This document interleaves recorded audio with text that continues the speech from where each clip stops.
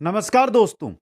REET mains अध्यापक सीधी भर्ती परीक्षा के लिए हम देख रहे थे राजस्थान की राजनीतिक एवं प्रशासनिक व्यवस्था, क्लास नंबर 10। और आज हमारा टॉपिक रहेगा राजस्थान का वित्त आयोग। राजस्थान वित्त आयोग दोस्तों, जो ये हमारी क्लास रहेगी, ये एनसीईआरटी और आरबीएसई का जो पुस्तकें हैं, जो पैटर्न है, उस पर आधारित हमारी ये क्लास रहने वाली है दोस्तों।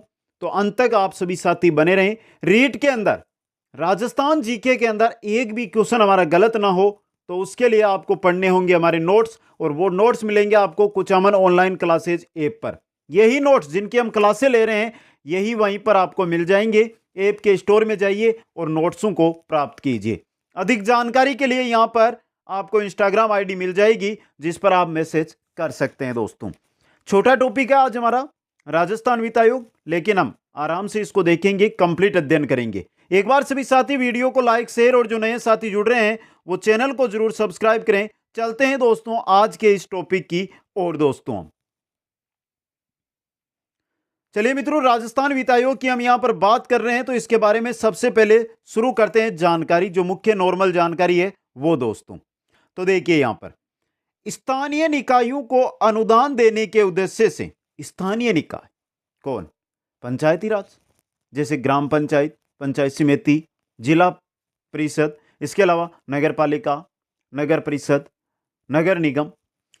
तो स्थानीय निकायों को अनुदान देने के उद्देश्य से 73वां और 74वां जो संविधान संशोधन होता है, उसके द्वारा 1992 में संविधान के अनुच्छेद 243 आई, या जिसको हम बोल सकते हैं 243 जय, और अनुच्छेद 243 वाई के द्वारा राज्य वित्त आयोग के गठन की व्यवस्था की गई है। तो पहला क्वेश्चन इस लाइन में आपको दिखाई दे रहा है, जिसको आप समझ सकते हैं कि राज्य वित्त आयोग के गठन का जो प्रावधान है वो कौन से अनुच्छेद के अंदर दिया गया है, वो आपको दिखाई यहां पर दे रहा है दोस्तों। आगे देखिए, इस संविधान संशोधनों द्वारा यह प्रावधान किया गया कि राज्यों के राज्यपाल, राज्यों के राज्यपाल, समझना यहां से क्वेश्चन से, राज्यों के राज्यपाल 73वें संविधान संशोधन अधिनियम 1992 के परिवर्तन के 1 वर्ष की अवधि में यथाशीघ्र और उसके प्रत्येक 5 वर्ष के अंतराल से एक राज्य वित्त आयोग का गठन करेंगे। कहने का मतलब, जब 73वां संविधान संशोधन 1992 में होता है, तो उस समय राज्यपालों को यह आदेश दिया गया कि आप जैसे ही यह परिवर्तन में आता अधिनियम, उसके 1 साल के अंदर जल्दी से 1 वर्ष की अवधि में यथाशीघ्र आपको क्या करना होगा? राज्य वित्त आयोग का गठन करना होगा दोस्तों। इसके बाद 1 साल के बाद आपको हर 5 साल से राज्य वित्त आयोग है उसका गठन करना होगा दोस्तों। समझ गए यहां से आप? यह चीज है। देश में स्थानीय स्वशासन को संवैधानिक मान्यता मिलने के पश्चात 1993 से सभी राज्यों में राज्य वित्त आयोग गठित किए गए। 1993 के बाद सभी राज्य हैं उनके अंदर वित्त आयोग है वो गठित हो गए, क्योंकि स्थानीय स्वशासन को क्या मिल गई? मान्यता, वो भी संवैधानिक मान्यता दोस्तों। समझ गए यहां पर? आगे देखिए थोड़ी सी जानकारी। अनुच्छेद 243 आई और अनुच्छेद 243 वाई तथा राजस्थान पंचायती राज अधिनियम 1994 और राजस्थान नगरपालिका अधिनियम 2009 के उपबंधों के अनुसरण में राज्यपाल राज्य वित्त आयोग का गठन करते हैं। इन सभी को मिलाकर राज्यपाल क्या करते हैं? राज्य वित्त आयोग का गठन। तो सीधा क्वेश्चन मिलेगा आपको एग्जाम में कि राज्य वित्त आयोग का गठन कौन करता है? अध्यक्ष को कौन बनाता है? कौन बनाता है? राज्यपाल दोस्तों। इस आयोग में अध्यक्ष के अतिरिक्त अधिकतम अन्य 4 सदस्य हो सकते हैं। ऐसे आयोग पंचायती राज संस्थाओं की वित्तीय स्थिति की समीक्षा करेंगे और उन्हें अनुदान देने की सिफारिश करेंगे। यानी कि जो पूरी क्लास है ना, उसका सार यहां पर है आपका। ये रहा, जो ऊपर 3 लाइन और नीचे 3 लाइन। राज्य वित्त आयोग का जो प्रावधान है वो कौन से अनुच्छेदों में दिया गया है? राज्य वित्त आयोग है उसका गठन कौन करता है? राज्य वित्त आयोग में कितने अध्यक्ष, कितने सदस्य होंगे? राज्य वित्त आयोग क्या काम करेगा? इन 6 लाइनों के अंदर आपको सार मिल रहा है, देख सकते हैं आप आसानी से। बाकी हम संपूर्ण अध्ययन करेंगे क्योंकि क्वेश्चन अगर आंतरिक रूप से भी पूछा जाता है तो हमारा गलत नहीं होगा, इसलिए दोस्तों। आगे देखिए मित्रों, अब बात कर लेते हैं आयोग के कार्यों की। राज्य वित्त आयोग है, उसके कार्य क्या है दोस्तों। आयोग राज्य संचित निधि, राज्य की जो संचित निधि है उससे पंचायतों व नगर पालिकाओं को अनुदान देने की क्या करता है, सिफारिश करता है। स्थानीय निकायों की वित्तीय स्थिति को सुधारने की भी क्या करता है, सिफारिश करता है। कौन, राज्य वित्त आयोग। कर शुल्क, पथकर में से स्थानीय निकायों को कौन से कर सौंपे जाए, इसकी सिफारिश भी कौन करता है, वित्त आयोग करता है दोस्तों। राज्य द्वारा वसूले गए कर शुल्क पथकरों से प्राप्त शुल्क राशि के वितरण का सिद्धांत निर्धारित करता है कि कितनी राशि है, कितना प्रतिशत राशि है जो स्थानीय निकायों को दी जाएगी। राज्यपाल द्वारा सौंपे गए कार्य जो स्थानीय संस्थाओं की स्थिति को बेहतर बनाने में सहायक हो, वो कौन करता है, वित्त आयोग करता है दोस्तों। इसके अलावा क्या है मित्रों, राज्य वित्त आयोग अपना वार्षिक प्रतिवेदन भी राज्यपाल को प्रस्तुत करता है। तो कुल मिलाकर यह कहा गया यहां पर कि जो पंचायती राज संस्थाएं, जो स्थानीय प्रशासन है, उसको अनुदान देना, अनुदान सरकार कितना अनुदान देगी वो बताना, और राज्यपाल को जो कार्य किए हैं उसका वार्षिक प्रतिवेदन राज्यपाल को देना, यह राज्य वित्त आयोग का कार्य होता है दोस्तों। राजस्थान में पहले राज्य वित्त आयोग की नियुक्ति 24 अप्रैल 1994 में की गई। 24 अप्रैल 1994 में, देखिए ये क्वेश्चन तैयार हो रहा है आपका यहां पे। 24 अप्रैल 1994 में राजस्थान के पहले राज्य वित्त आयोग की स्थापना की गई दोस्तों। और श्री प्रद्युमन सिंह को 6वें राज्य वित्त आयोग का अध्यक्ष बनाया गया है। अब देखिए 6वां है तो 1 से 5 के अध्यक्ष कौन बने वो हम अंत में आ जाएंगे हमारे, क्योंकि आपने बाकी हमारी क्लासें देखी होगी, जैसे मानवाधिकार आयोग आया है, निर्वाचन आयोग आया है, तो उन क्लासों में आपको पता है कि हमने कोई चीज़ छोड़ी नहीं है। अगर आपने इतना याद कर लिया है तो आपके लिए यह मानकर चलिए कि ये 101% तैयार है दोस्तों। अब हम बात कर लेते हैं छठा राजस्थान राज्य वित्त आयोग, छठा चल रहा है वर्तमान के अंदर 2021 से, तो उसके बारे में दोस्तों। राजस्थान सरकार ने पूर्व वित्त मंत्री, नाम है जिनका प्रद्युमन सिंह, की अध्यक्षता में छठे राज्य वित्त आयोग का गठन 12 अप्रैल 2021 को किया है। छठा राज्य वित्त आयोग जिसकी स्थापना कब की गई है, 12 अप्रैल 2021 को दोस्तों। समझ गए यहां से। राज्यपाल कलराज मिश्र से गठन के आदेशों की स्वीकृति प्राप्त होने पर राज्य के वित्त विभाग की ओर से गठन की अधिसूचना 12 अप्रैल 2021 को जारी की गई। जिस दिन जारी हुआ उसी दिन बन गया दोस्तों। समझ गए आप यहां पे। वित्त विभाग से जारी अधिसूचना के अनुसार आयोग में अध्यक्ष के अतिरिक्त पूर्व मंत्री लक्ष्मण सिंह, जो कांग्रेस से पहले मंत्री रहे हुए, वह भाजपा के विधायक है अशोक लाहोटी को सदस्य बनाया गया। ये 2 सदस्य हैं। अध्यक्ष कौन है, प्रद्युमन सिंह। सदस्य हैं 2, जिनमें एक है लक्ष्मण सिंह, दूसरे हैं अशोक लाहोटी दोस्तों। अशोक लाहोटी है ना, ये सांगानेर से भाजपा के विधायक है, जबकि लक्ष्मण सिंह भीम से कांग्रेस के पूर्व विधायक रहे हैं। इसके अलावा पूर्व मंत्री भी वो बन चुके हैं लक्ष्मण सिंह दोस्तों। समझ गए। आगे चलिए मित्रों।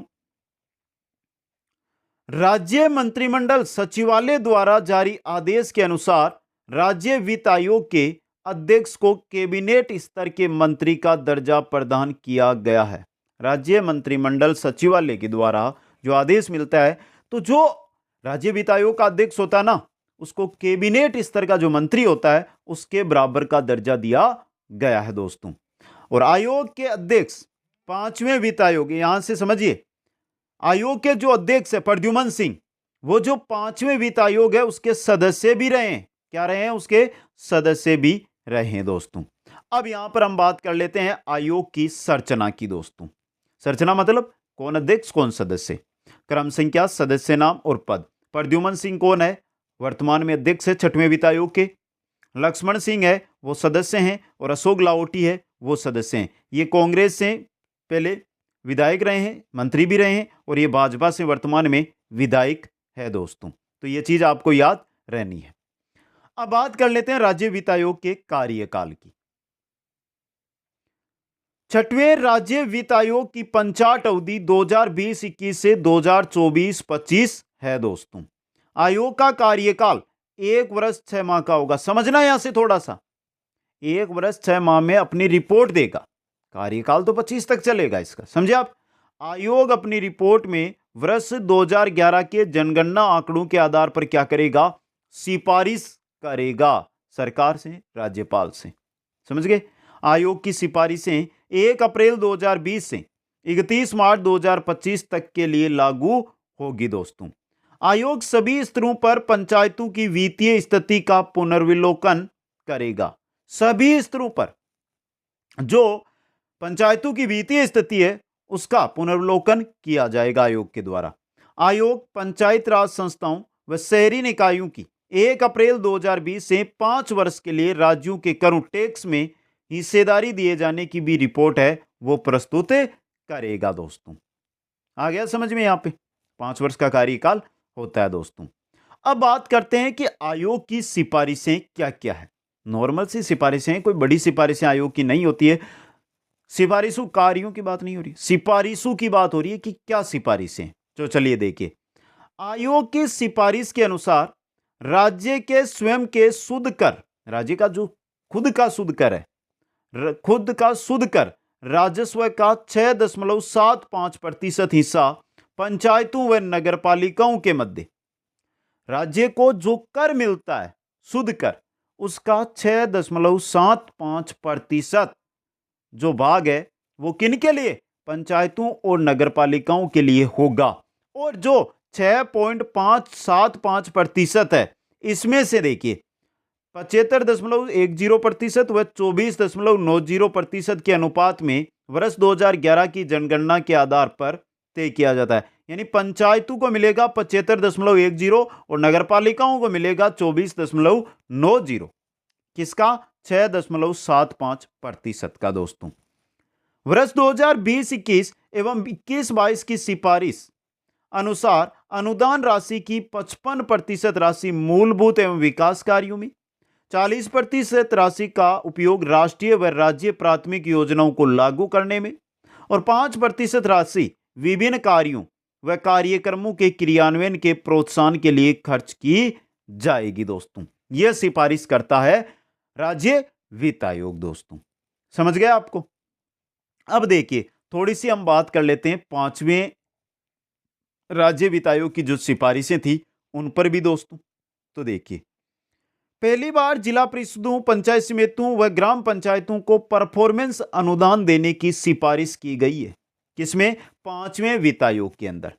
और यह राशि पंचायतों को मिलने वाले अनुदान में से 5% होगी। जो पंचायतों को अनुदान मिलता है उसके लिए जो परफॉर्मेंस अनुदान देने की सिफारिश हुई है वो 5% होगी दोस्तों। प्रोत्साहन अनुदान, परफॉर्मेंस अनुदान के साथ राष्ट्रीय महत्व की योजनाओं के लिए 10% प्रोत्साहन अनुदान दिए जाने की सिफारिश की। प्रोत्साहन अनुदान, देखिए परफॉर्मेंस अनुदान तो अलग होगा, लेकिन एक प्रोत्साहन अनुदान होगा जिसमें राष्ट्रीय महत्व की जो योजनाएं हैं उनके लिए वो कितना होगा? 10% होगा दोस्तों। पहली बार रिपोर्ट में देश के सामाजिक आर्थिक सर्वेक्षण के आंकड़े भी शामिल इसके अंदर किए गए दोस्तों। राज्य में पिछड़ेपन का सूचकांक तैयार किया गया। कोई जिला जितना पिछड़ा होगा उसे उतना ही अधिक अनुदान दिया जाएगा। पिछड़ेपन का सूचकांक तैयार किया गया 5वें वित्त आयोग के अंदर, और जो पिछड़ा हुआ है उसको थोड़ा अधिक अनुदान दे, जो वो क्या हो, आगे बढ़े दोस्तों। यह चीज इसके अंदर रखी गई। आगे देखिए, इसमें जिला परिषदों व पंचायत समितियों की हिस्सेदारी बनाई गई।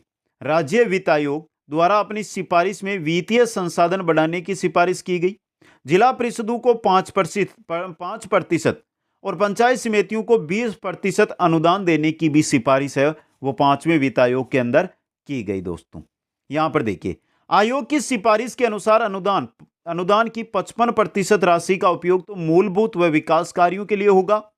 40% राशि का उपयोग राष्ट्रीय व राज्य प्राथमिक योजनाओं को लागू करने में होगा। बची कितनी? 5। तो 5% राशि विभिन्न कार्यों व कार्यक्रमों पर वे होगी।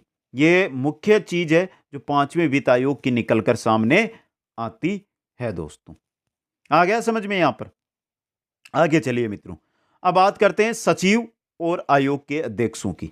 मई 2021 में राज्यपाल कलराज मिश्र के द्वारा पूर्व प्रशासनिक अधिकारी बन्नालाल को राज्य वित्त आयोग का सदस्य सचिव नियुक्त किया गया। तो सचिव है बन्नालाल दोस्तों। इंपॉर्टेंट चीज आपके लिए रह सकती है, ये सीधा क्वेश्चन बनकर आ सकता है। यहां पर देख लीजिए एक बार,